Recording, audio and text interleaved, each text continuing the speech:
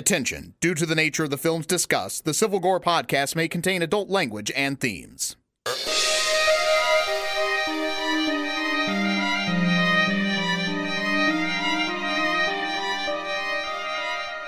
Diane, it's 9:15, and I'm combing the internet for information about this podcast I heard the other day.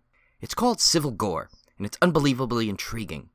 It seems to be the perfect mix of movie reviews and other horror-related content. The two hosts, Tim and Brian, are sharp, funny, and wildly entertaining, and the rapport is second to none. While Brian's voice is in the fashion of a typical high-strung New Yorker, Tim's, in contrast, is much more relaxing. Together, it's the perfect blend. Just like that first cup of hot black coffee in the morning. It's a damn fine podcast. Oh, and Diane, remind me to play a sample when I return to the office. Right now, I need to find out more about Tim and those dulcet tones. Hey everybody, welcome to the Civil Gore podcast. I am your host, Brian. You do that too well. I've been practicing for years. You do that well.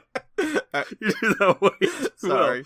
Well. Okay, so for those that don't know, we were kind of doing some Twin Peaks backward talk there. Yeah, I've been a big fan of the show for years, so I do a ton of imitations, and now that Tim got into the show, it's really exciting because he's going through his first season. I finished, and I'm actually caught up into episode 4 of the new series already, but Tim's catching up, so we're not going to really talk much about it. But yeah, so we definitely will revisit it once Tim catches up, though, because I think this is definitely going to be a good show topic at one point. Yeah, I can't wait. So a little programming note: you may notice that this was not titled numerically like our normal episodes. It's called a Minisode, and the reason for that is that Brian and I are going to be doing a lot of theme park traveling over the next 3 weeks. So instead of leaving you guys hanging for those weeks and not putting out a show, we decided to record several back-to-back. So we're going to do some shorter, kind of off-format shows, this being the first one. Next week, we will be back with a full episode, and then the following week, we'll have another mini episode, again, off-format. But at least it gives you guys something to listen to while we're gone and traveling. And when we get back, we'll have plenty to talk about. Yeah, picture it kind of like almost like Rogue One or the Han Solo movie in the Star Wars universe, where it while it's the same basic universe, it's going to be off the main format, I guess. Yep, and for that reason, we're not going to have a first chop for this episode, but we are going to run through the dismemberment real quick, just because we don't want to leave you guys without knowing what Blu-ray releases are coming out this week. Oh, and Tim, before, I just want to let you know, don't drink the coffee. There's a fish in the percolator. Too late. Sorry, I had to do... I knew it tasted funny. Sorry, I had to do one more Twin Peaks in there until we can talk about it. Got to hold you over until our Twin Peaks episode. All the non-Twin Peaks viewers are shutting the podcast. Yeah, at this point, they're like, oh no, they're going to be all these references I don't know. Well, it's on Netflix. Go watch it. There you go. No excuse. No excuses. So for May 30th, Blu-ray releases, we have a interesting week. We have the first one is Evil Ed from 1995. This looks like one of those movies we should probably cover at some point, Brian. This looks like a crazy movie, and I've always heard things about it, but I don't think I've ever actually seen it. I want to say it was on Netflix at one point too. In the past few years, it was on there, and I should have probably watched it then. But I'm sure we can get hold of it with all our various sources that we have now between Amazon, which we've discovered as a bit of treasure trove of odd horror films. Yeah, between Netflix, Amazon Prime, and Shudder, you can watch just about anything. The second one is The Black Coat's Daughter, which I've heard a lot about. That's a 2015 release, but I've heard quite a bit of buzz on this one.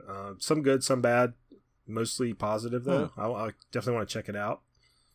And the third one on our list was Blackenstein, which I guess is a partner to Blackula. Yeah. Oh, right. Yeah. I forgot. Yeah. I actually do want to cover Blackula at some point, because that's actually a really good horror movie. I've been dying to see that, and I've never seen it yet. So yeah, it's not just a spoof, exploitation film. It's actually stands on its own as a decent movie. So we probably need to cover that one at some point. Yeah, that definitely got to put that on the radar, because I remember hearing so many good things about it, and it's really popular right now, so we definitely want to see it. And then the last one is The Hearse from 1980, and I pulled up a little bit on that because I didn't recognize this one, and from the reviews, I guess I know why. But a girl is haunted by a phantom hearse, which she believes is connected to her departed aunt, a witch with a bad reputation in town. Yeah, I don't know. I'd have to check that one out, but it's not high on the list right now. So is there any witches that have good reputations in town? I mean, I don't know. It stars Joseph Cotton, which sounds like a Salem witch trial person. It does, right? Yeah. Huh. we have to check that one out on our list of oddball horror movies. And theatrical releases came up short for May 26th. Just nothing out there. It's Memorial. I think it's, it would make sense. It's Memorial Day weekend. That's usually a big budgety type of weekend where a lot of people, either if they're going to see any movie, they're going to see one of those like popcorn blockbusters. I think it'd be smart not to release a horror movie at that time period, I guess. Right. And I did see Alien Covenant, but I'm not going to talk about that tonight. I'm going to talk about that on next week's First Chop. So. Okay, good. Yeah, I haven't seen it yet. So, and unfortunately, I don't think I'm going to get to see it before that either, just because with our trips and everything. But I was going to try and fit it in this week, but just with getting ready and packing, there's just too much to do. Yeah, our recording schedule took quite a bit of a hit this week, but it'll be worth it in the long run. Oh, definitely. So tonight's format, we decided to do something a little different because obviously we didn't have time to watch a lot of movies with all the packing and stuff we're doing. So we decided to tell some personal spooky stories. I only have one because it's a fairly lengthy one, but it's about my visit to one of the most haunted locations, hotels, whatever, places in Virginia. And it's not King's Dominion, right? It's not King's Dominion. No. This place is called the Martha Washington Inn, and it's in Abingdon, Virginia, which is a beautiful little town, very historic. This place was constructed in 1832 by General Francis Preston for his family, and he had 9 kids. And he must have made a hell of a lot of money for a general. Yeah. Because this place is huge. If you go look at pictures online, it's absolutely beautiful. You have to look at that. We should probably we'll put the links up too for anything we discuss. Yeah. What's interesting about this place is they do not advertise their hotel as haunted. So it's not like one of those hotels that tries to make money off of the spooky stories or anything. They don't actually advertise it because it's actually a very fancy, not crazily fancy, but it's a fairly high priced upper class, tourist hotel. So I don't think they actually want to advertise any scary stuff because they don't want to drive anybody away. But anyway, this place was a home until 1858, and at that time it was bought and turned into a women's college. And that's what it stayed as through the Civil War. And when the Civil War started, the college was used as a training ground for a local rifle regiment and also as a hospital for wounded Union soldiers that were injured in the war. That's just a lot of interesting thing on just a history level in this place. Yeah, and that was part of the reason we went. I'll give you a little background as to why we picked this location. Is this was been many, many years ago, long before I had children and other things where I could go off and do crazy stuff like this. But me and a buddy of mine had decided that we, cross off the bucket list, we wanted to do a haunted hotel stay and stay somewhere super haunted overnight. And we found this place. It was close enough to drive, and seemed like it would be interesting just from a historical perspective, not only just the haunt stuff, but get to stay in a location that people like Harry Truman, Eleanor Roosevelt, Jimmy Carter had stayed in. See, you went back to Twin Peaks with Harry Truman, with Sheriff Harry Truman. Yeah. You're slipping that one in there. I noticed that. Yeah. So a lot of the haunt stories come from the Civil War period. Now, take these with a grain of salt because they're very romantic stories, as a lot of haunting stories end up being. Right. To give you the rest of the history, the Martha Washington College was closed in 1932, and it remained vacant for 3 years. And in 1935, it was reopened as the Martha Washington Inn, and it's been an inn ever since. Or a hotel. If you're not fancy. Yeah. It's much fancier than an inn. Trust me. Yeah. So, my buddy and I, we drove up there, and we went actually in winter time, because in winter was supposed to be the peak paranormal activity time for this place, according to all the ghost hunters or whatever. And the most haunted room, and the one we requested, is room 403. Sort of like The Shining. Yeah, like they have its own room. That's. Yeah, it has its own room. So the story behind this room is that there was a student named Beth who worked as a nurse while she was a student. She, some of the students would also be called on to be nurses for these wounded soldiers that were brought in. So she worked as a nurse for injured soldiers, and she fell in love with this Union soldier under her care. Now, depending on what version of the story you read, the more melodramatic it gets, But apparently, she was a musician, and she would play violin music for him at his bedside. Now, unfortunately, our poor soldier died, and Beth was heartbroken. And 3 weeks later, she succumbed to typhoid fever. So that's what he had? Or no, he was just injured. He was just injured. She probably just caught maybe he was injured and had typhoid fever. Who knows? But anyway, nowadays, they say that violin music can be heard in the hallways when nobody's around. And that Beth's apparition has been sighted in room 403, going into the room and inside the room. And you went voluntarily in there. Yeah, I went voluntarily. Now, a little more on that in a bit, because there are some other ghostly things that happen at this inn. Supposedly there's a phantom horse that people have reported seeing on the grounds. A ghost horse, that's pretty cool. Right? Ghost pets or ghost animals are just kind of creepy on their, in their own right, because, I think with a ghost person, you can kind of, it's, I don't know why, not that they're any less terrifying, I guess, but knowing that it's a person, but, maybe you can reason with it, but what are you going to do to a ghost horse that's coming at you? I know. You can't reason with the horse. Nay, you can't. Oh. I'm chopping. Yeah, okay. Is that the one? That's where Tim gets fired from the podcast. Usually it's me that gets that joke in, but but see, I can edit it out. So. I see how it works. Okay. Then there's a reappearing. I did not actually see this when I was here, by the way. Reappearing blood stain on the floor. So apparently there was this is another one of those melodramatic stories. There was a Confederate soldier who fell in love with one of the students there.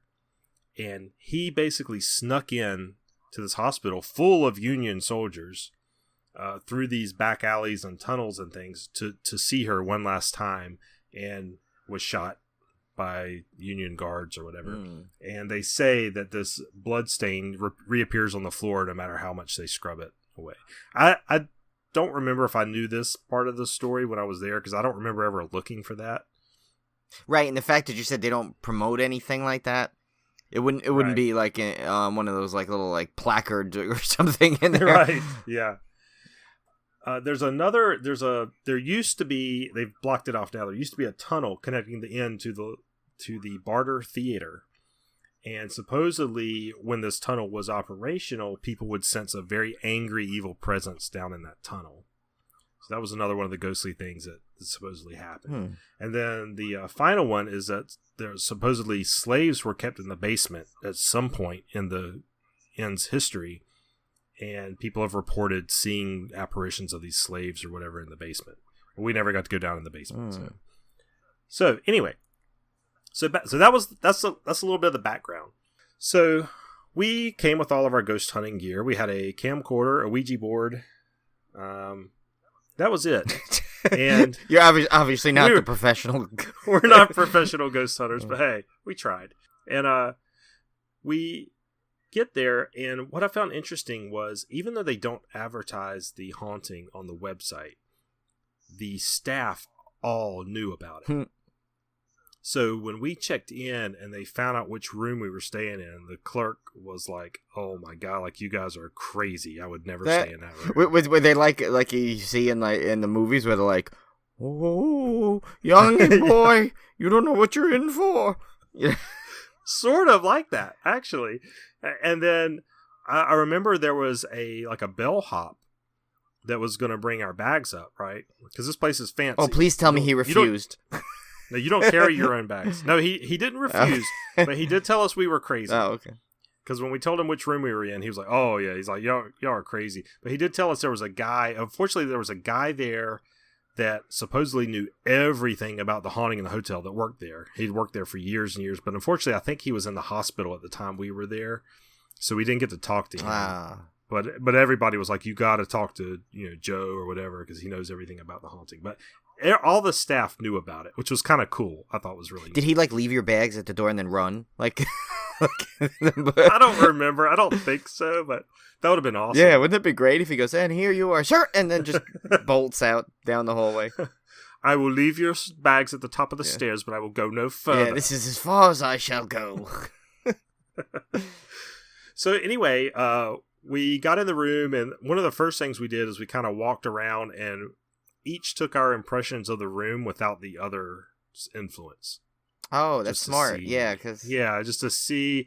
And I man, this has been so many years ago. I can't remember every detail, but I remember my friend Kenny was kind of spooked out by the bathroom area, or maybe it was me. I can't remember. But one of us had some strong negative feelings about the whole bathroom area, and one of us had some other strong feelings about another part of the room. So we didn't really come to agreement on that.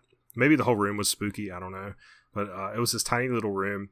And you have to remember, this hotel is very historic. I mean, there's not been a whole lot of modernization to it at all because they try to keep it as authentic as possible. And we were also going in the dead of winter, so there was nobody there. Like, we literally had the entire floor to ourselves. You have the total setting of a horror movie. That makes it even cooler, And it reminded me so much of The Shining because here it is, there's snow on the ground outside. We're in this empty hotel, and you could just look down these hallways, and it's just dead silence. If Scatman Crothers came out, I would have left. I'm telling you right there. Yeah, I didn't start talking to the little boy in my mouth. Okay, that's good. But I was close.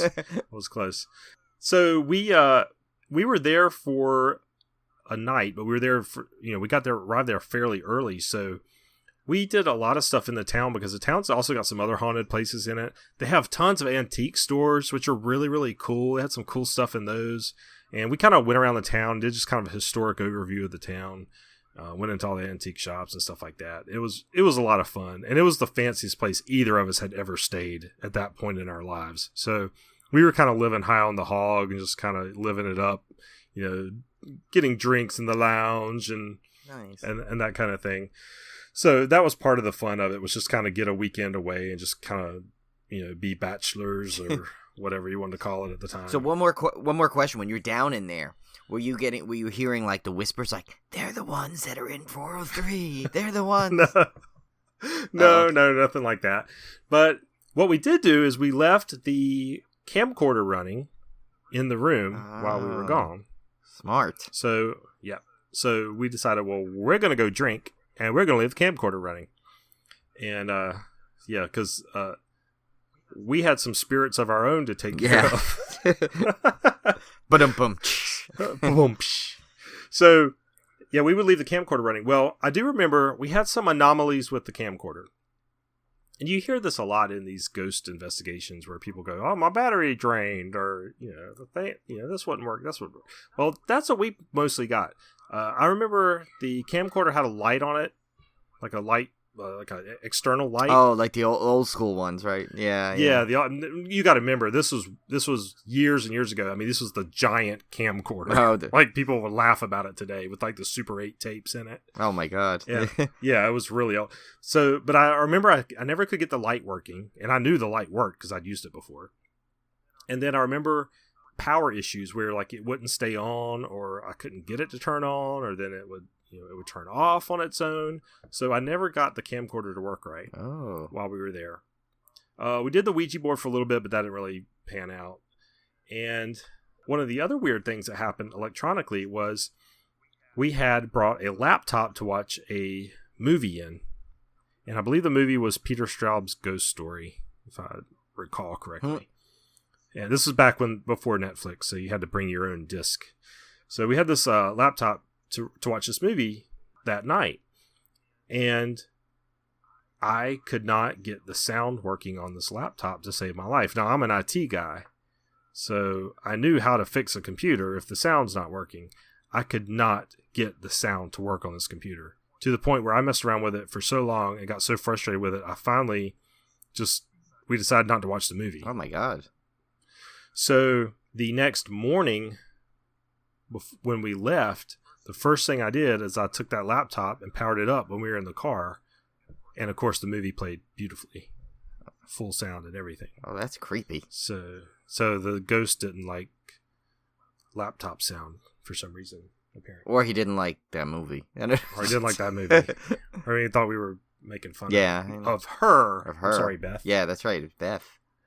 So, it's one of those, kind of one of those perfect ghost stories. If you really believe in that stuff, you could say, well, the ghost was messing with our electronic equipment. You saw some real phenomena. Or if you don't believe in ghosts, you could say, well, you're in a crappy old hotel with bad wiring. Yeah. And you just happened that your laptop didn't work. I don't know. But see, you definitely have two things, though. I mean, with the video camera not working and the laptop, it seems like all technology was being affected. Yeah. So listen, it's like I haven't had too many, things where I would say that are paranormal experiences or something. Maybe it's because I don't know, I'm too oblivious to too many things going on.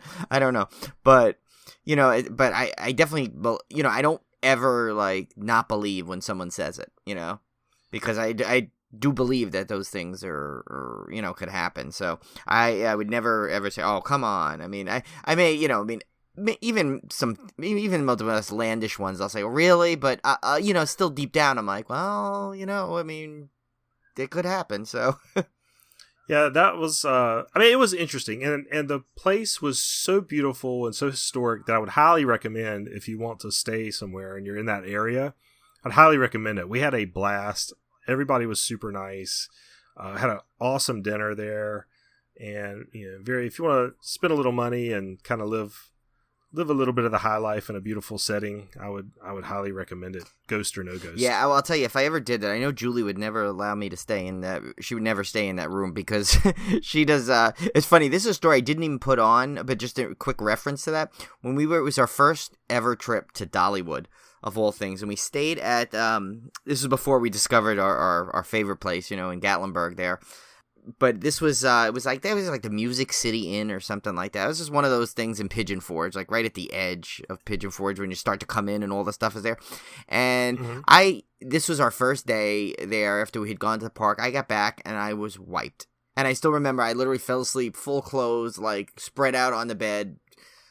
And, we had double beds. That's just what the room they had. So I ended up spreading out on one and completely passed out. I guess Julie didn't get to sleep. Couldn't fall asleep right away. So she ended up watching a show called I don't know. Have you ever seen that show on Travel Channel, The Dead Files? With yeah. So I guess she started watching that. But she was kind of saying that as she was standing up, she had this really creepy feeling like something was behind her. She just kind of chalked it up though, mostly to the fact that she was watching the show. And I was dead asleep, and so she was kind of by herself at some level watching the show. Well, we got to this hotel at night. It was dark. When the next morning, Julie looked out the window, and there was an actual cemetery behind the hotel. So it's kind of whether or not it was, we don't know. She just refused to turn around. She didn't want to turn around when she felt this thing behind her. So, nice. But yeah, so that was a little thing. And as we know, it was probably just Dolly singing or something. Her warmth of Pigeon Forge was probably what was she around. Was welcoming you to Pigeon Forge. Yeah, bless. Hi y'all, welcome to Pigeon Forge. Yeah, see that's all it was. Okay, so mine are really not my stories that I have. I have a couple. They're not so much supernatural, but they definitely mimic more of something you may find in a horror movie. It's kind of funny, but but I have two quick ones that I want to tell. So one of them is actually, it was not me, but it was my mom, and it always stick with me. I guess she was driving home one night. I don't know if it was I may have been living with my dad at the time. She may have been coming home from after dropping me off, but I guess she was driving on a road in Westchester, and apparently her car spun out. and she hit like a slick patch, and she said she swears as she was spinning, the car was spinning, she noticed on the side of the road her grandmother, who had passed away many years ago, standing there along the road holding hands with a whole bunch of people she didn't recognize, and she kind of spun off the side of the road, but like was still on the main road. She stopped, got her bearings, got the car back going, and as soon as she started to move, all the cars started coming again on the road. So as if they were like, she kind of said as if they were stopped like suddenly. And this was I remember whatever the road it was, she said it was not a road that there shouldn't be cars going on constantly. So, that's spooky. Yeah, it is creepy. And, I think she told this to me when I was adult, and it still creeped me out. I'm glad she didn't tell it to me when I was a little kid, because I probably would have never gotten a car on that road again. And then, but as a kid, the only one I remember when I was young was, I had went to this day camp, and there was a wooded area outside the day camp. They used to take us into hikes, and apparently there was a little Indian grave that was in there. And it was, we didn't know much about it. I was a kid. I didn't really ask either. But I still remember this little grave had a little one of those little metal like fences that you put around like something you'd plant, in a garden. So it's very basic stuff. And there was these like parchment paper writings on it, which we couldn't tell what was on there. So anyway, me and I remember the other kids were looking around, and I guess the counselor thought it'd be a good idea. He didn't want us obviously to touch these things, so he told us, he basically says, don't touch that, don't touch it, there's cursed, you're gonna get a curse, and something like that. Of course, me and my friends had already handled the thing, and so I went home like pretty much in hysterics. It took a long time of my mom convincing me that I was not cursed, nothing was gonna happen to me. Because I think I may have been like 7 or 8. I mean, imagine telling that to like an 8-year-old. Oh yeah, that you're sure. cursed, and you don't know any better. And so, any movie you see is you see a situation like that. They do get cursed. So I mean, what was I gonna do? But yeah, so those are just 2 quick ones. I'll go into my big ones after, but I'll let Tim go to his next one that he has. Okay, and this one again is not really supernatural per se, unless you believe in the dead coming back in dreams, which some people do. Oh yeah. But I had an instance like that, and it was so vivid that I still remember it years and years later. But my grandmother, I had an interesting situation. My mom, when she was young, worked for a couple in their insurance practice. And I was born while she held that job, and they became like grandparents to me. They basically, I actually called one of them Granddaddy, and his wife's name was Trudy, and I called her Trudy. And I don't know why I didn't call her Grandmama. I don't know. But for whatever reason, it stuck. You know how kids do. Whatever sticks, sticks. So growing up as Granddaddy and Trudy, those were my grandparents. So they were a set of grandparents, right? Aside from my real ones. So I was as close to them as any real grandparents would be, even though we weren't actually related. And I can't remember when Trudy passed away, but I was grown and married. I mean, this has not been that long ago. And of course, I was very upset when she passed. My grandfather actually passed before she did, and she followed shortly thereafter, as sometimes happens with elderly couples that have been married that long. Right, yeah. So, of course, I was very upset when she died. But I went to sleep the night before the funeral, and Trudy had a bad knee. She had arthritis all her life. And she had a knee replacement and all this stuff. So she had trouble walking and everything. Well, I dreamed I went into their house, and I look out on the back porch, and she was watering her flowers. And I looked, and she looked like she was maybe 35. She looked young, but I recognized her. But you didn't know her when she was that young, right?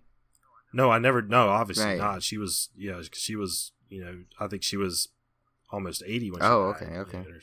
Or at least late 70s. So, but I had seen pictures of her when she was younger, but this, like, I could tell it was her, and she was out on the porch watering flowers. And she came in the house, and I said, "Trudy, you're dead." And she said, I know. And she grabs me and we go and sit down. There was this little bench that I used to sit down with to get my fingernails cut. She would cut my fingernails when I was a little kid. And so we sat down on that same bench, and she said, they showed me where to go. And so that was kind of weird. So I looked at her and I said, I was kind of looking at her. And then she says, she gave me this big hug and she says, now you're not going to see me again for a long time. Do you understand? Oh my God. And I said, yes. And then she gave me one more big hug and then I woke up. Which is really, really strange. And I woke up and it was one of those dreams that was so personal to me that I didn't tell anybody. Even, I didn't tell anybody for days and days after this happened. And because it felt like it was a message just for me. Yeah. And I remember I went to the funeral the next morning and I just had this complete sense of peace. Like I wasn't sad. Everybody around me was sad. And I just had this feeling like, she's fine. Everything's good. It's okay. And it's just the strangest feeling. I can't explain it. And it's stuck with me for years and years since that happened. But, could have just been a dream brought on by the stress and the grief. Sure. But if you believe in supernatural goings on, maybe it was something else. I don't know. Yeah, no, that's one of the most common ones I think that everyone has at some point. I think I kind of remember something with one of my grandparents, not along those lines where they came and said something, and to me or something. But yeah, no, I think that's, well, because I mean, so, they say like, in the movies that, you see it, or even in documentaries where they say when you're asleep, you're most receptible to these kind of things because I guess, your filters are kind of turned off and you're just in a relaxed state and you're, things can get in. So, I mean, like, remember like that scene in The Sixth Sense, they had that where she was asleep and they said, oh, that's when you can talk to her because they're in that state of they don't know what's, if it's a dream or not. And so they're more willing to, interact, I guess. So I totally believe that kind of stuff all the time. I mean, there'll be people out there that these staunch non-believers of everything like that, but I don't see why why it wouldn't be could happen. Why couldn't it happen? This one is definitely not it's anything supernatural or anything like that, but it's just I mean, at some level now, I think back and how comical it was, but at the time it was not comical because I was probably maybe like 11 or 12 at the oldest. So at one point my parents lived in my dad and stepmom, they lived in this apartment complex. And when I moved in with them, I think it was in like 4th grade. So next door to my apartment was this big, like, it's like a backyard of type of thing, but it was community. Anyone could be in there. And I was I made friends with the apartment manager's son. So we used to get access to all like the old refrigerator and dishwasher boxes, those big cardboard boxes, and we used to make forts out of them. Yeah. So and right by my apartment, we had this big grass field that was like a community grass field, I guess. So I think they had like the block party. They had set up things there, when they have stuff. But so we used to use that all the time. We'd make these crazy forts out of like refrigerator boxes and tunnel systems. So this happened to actually take place. I don't know if it was actually on Halloween or the night before, but I want to say it was the day before Halloween because I know I wasn't trick-or-treating that day, so I think I went trick-or-treating the following day. So anyway, so we were out there, we were playing, we set up a fort, and we're crawling in the fort, and I still remember I was crawling out of one end where I kind of sensed someone was walking by. And now, just to give you another little setting piece here, the beginning, the sidewalk was at one end of this grass area, and the other end was a fence, and through the fence was a whole other neighborhood kind of set up. But there was a big hole in the fence, so I remember a lot of some of the other kids had friends down there, so they would just cut through the fence to go to their friends through the other neighborhood. So anyway, so we were sitting there, and I kind of felt someone or heard someone walking towards the thing. So I assumed it was either it could have been one of my parents or it could have been his parents or just someone that was walking by. They kind of walked right by the opening to this fort we had set up. So I kind of got out and I saw this guy, and he's wearing this just like one of those Kuzbane like raincoat type of things, and he had this old man's mask on. Oh God! Yeah. So, but we didn't think anything of it. It's Halloween weekend, So he just walks by, and I got up. I think I said, "Oh, hey," and he's like, "Hello," or something, and he just walked past us as if he was going to go through to towards the fence and go through the other neighborhood. Well, he walks under the fence, and me and my friend are kind of watching this because we thought it was kind of odd anyway. And as he goes through, there's a girl, I guess, pulling out of her driveway, and she's got the window rolled down and her arm out. And he goes in there, and he walks up, and next thing you know, he just grabs her arm. And she goes, you can see her try and pull back, and he starts trying to yank her out of the car. Oh my gosh. Yeah, and we are sitting there at this point. I think we were like mesmerized. Like, the smart thing, in hindsight, you figure, oh my God, we better call the police or something. No, but we just stood there. We're kids. We're like staring at this. And she yanks her arm out and screeching tires, like, drives off. And this guy's standing there. And then he turns around and literally he just goes, ah, like at us. So we literally, there must have been like in the cartoons where our like feet went in place. And bolted off. Now, in hindsight, again, I was about, at that point, maybe 3 to 6 feet away from the front door to my apartment. But instead, we ran the 60 feet across to his apartment.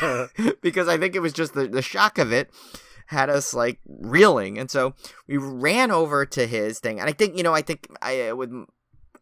his door was front, he had the screen door open so we could just easily get in. Maybe that's what we were going through our head at the time. I'm not sure. So anyway, we go bolting in there. We run into there. We slam the door. We lock the door, and we're looking outside. And we literally, through the window, we can see this guy like kind of doing this weird like roam through the area of the apartment complex, like the center of it. And we're both like freaking out. So we're trying, I think we called for his mom. We're like, you got to call the police. You got to call the police. And while we're in there, apparently, I guess I don't remember. It's a little foggy, this part, but I kind of remember. So I may be a little off on what happens, but I just remember being there with, I think, his mother on the phone, and his sister, not knowing what's going on, walks past us and decides to go out the door. Well, she opens the door, and this guy is literally standing there. Oh my gosh. In front of the door, and he goes and he slams his hand against the whatever glass or plexiglass, whatever the screen door was made out of. And his sister just screams and goes, ah! And she slams the door closed. And at this point, like, I think his mother got a hold of the police, and so they were coming over, and I'm freaking out because I think at this point my stepmom was pregnant with my brother Adam. So, and I see her, I think all the sounds, like you started seeing neighbors come out of their apartments, and I saw her out, and I was like, oh my God, what am I going to do? Should I go out there and yell at her to get back in? But at that point, we didn't really see where this guy was, and then we noticed he was literally like crouched, hiding behind some shrub, like on the other end of the complex, just sitting there. So, long story short, eventually this, the police come, and they come to the door and they explain it, and we see them literally like holding the mask and kind of handcuffing this guy walking. God. It turns out he lived in that the complex. When we saw his face, we recognized him. He's just a weird dude that used to live there. But what it was is he was trying to, his whole prank was on the girl that was trying to get out. But I think he just found it as it was Halloween, and I guess his first prank goes, so he decided to scare the hell out of us. Oh man. Some people are not very bright when it comes to pranks. No, yeah, and so that did, and I still remember. I said, it's like, now I think back and it's like hysterical, but at the time, imagine being 11 years old and that happening. You're like, that is not funny at that time.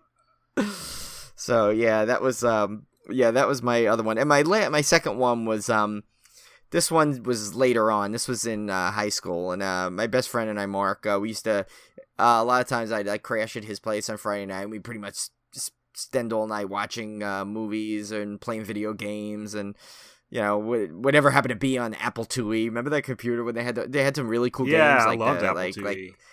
Like they had Shadow Keep, and what was the other one we played? We played Hardball, that baseball game. But that Wolfenstein and like, you know, stuff like that. We used to play all those games and stuff like that. We'd always watch a lot of the same movies. And it was funny. Creepshow was one of the ones we used to watch all the time. But so anyway, we're watching TV and we're sitting down in his it was like his basement. He had a split level house, so we were in his basement. We always sat in the same spots. It was right in front of the TV, and he has a window in the back that's literally ground level because, you know, being a split level is kind of sunk it in a little bit. So we're sitting there watching the TV, and I still remember that one of our other friends called, and he was on the phone. My friend Mark is on the phone talking to this guy, and he was just about to hang up, and he goes, okay, so Brian, start the video. So I go and literally and I hit play, and all of a sudden you just hear this whoosh, and something goes crashing through the window. But it sounded like, we looked and there was nothing in there. It sounded like a gunshot went through the window. Oh my gosh, that would scare me to death. So we were like sitting there, we looked at each other. I remember my friend Mark, I still remember this to this day. He's standing there frozen, and he like literally drops the phone, and I'm like, did I do that? Like, I didn't know because it was like so timed to when I hit the play button. So, you know, we're like, oh my God, what do we do? What do we do? So our instinct is, okay, let's get out of here. So we go running up the stairs. And now, remind you, it's a split level house. It's literally up one little set of stairs, up another little set of stairs, and then down another little set to get to the front door. So we did that in about maybe like 5 seconds. That's how fast. I mean, literally just hopping up the sets of stairs. And we got to the door, and right before we got to the door to open it, I had this horrible thought. I'm like, oh my God, what if they're waiting right in front of the door? So we like looked at each other, and we're like, what do we do? What do we do? What do we do? And at this point, we're like, we got to chance it. So I remember we opened the door, we run out into his driveway. We looked around, there was nothing there. So he's like, and another one of our friends lived a few houses down. He's like, Brian, go get him. Go to his house. I'm like, come on. He's like, no, I got to stay for my house. And I'm like, in hindsight, I always tease him about this. I'm like, really? You're going to stay for your house? Well, so I always gave him some crap about that. But he described it. He said, like, now our friend was 3 houses down. He said, I literally took 2 steps. Because I was like, he said it looked like I was hovering. I ran so fast from like a step. So I went running there. He was not home. So I came back, and at this point, I guess it made a loud enough sound that people were coming again. People were literally coming out of their houses, and they were all coming over, and someone had called the police. Oh, wow. So, yeah, so they came out and everyone's watching it. I still remember this part. One of the neighbors said, you know, what did you guys do? And we're like, well, it wasn't us, you know, and we tried to explain what happened because I was in there, I was watching that movie FX, and it scared the hell out of me because it was a really tense scene. That's an awesome movie, by the way. It is, and I hadn't seen it at that point, but I knew what it was. And so the neighbor was like, and you guys scared the hell out of me. But so I remember we had, his parents weren't home. They were on a boat somewhere on some party or something. Couldn't get a hold of his older brother who lived at the house, but he was out. But I think we finally did, and he came home. And the police came, and they did an investigation. And it turned out, I guess they found remnants of a firecracker.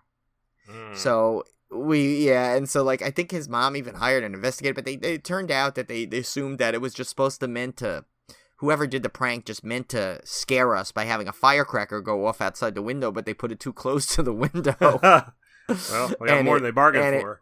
And it went through. And so, yeah, so that's a little bit, you know, those are my 2 horror stories. And if you think about it, you could see that happening in a movie, but obviously having a real murderous thing happen. But yeah, so that I still remember that those 2, probably the 2 scariest things that I ever dealt with. But yeah, I mean now I think back, and it's, you know, there's definitely a comedic slant to these 2 stories, yeah. But at the time they were not. Oh yeah, I can imagine. Well, that was fun. I like that little kind of off-topic episode. Yeah. And I think, you know, an idea is anyone else has these kind of stories, feel free to write in, and, you know, we'll either tell them on the show, or you may take a guest appearance or something. We definitely will have no problem making this show as interactive as possible. Mm-hmm. Exactly, yeah, because we're going to need, you know, as we travel, you know, like we said, Brian and I are both theme park fans, so we do a lot of traveling over the summer and around haunt season, so there'll be more opportunities to do little off-topic episodes like this. Yeah, and one of these times I'll have to get Julie on, because she's definitely had some couple of experiences that can only be chalked up to paranormal, but I'll save that. I'll tease it, and we'll have to get her on one time because she's got one that I always ask her about. Yeah, I'll get my wife on as well. She's got a really, really creepy one going back to the whole dream thing, which she claims was not a dream. And we might just have to have the Julie and Olivia show one time. Yeah, we should do that. We'll give ourselves a break. Although people may decide they like listening to them more than us. Oh, I didn't think that, but and think about it. Olivia's got dulcet tones. Julie's got dulcet tones. Yeah. Really, I'm the outball. There's the oddball here. So really, I'll be probably the one out. But it'll be the Julie, Tim, and Olivia show. Yeah, with every once in a while, Brian will come on to do an Agent Cooper or Jack Nance impersonation. All right, guys. So we'll wrap it up, and we'll see you next week for a full episode. Talk to you later.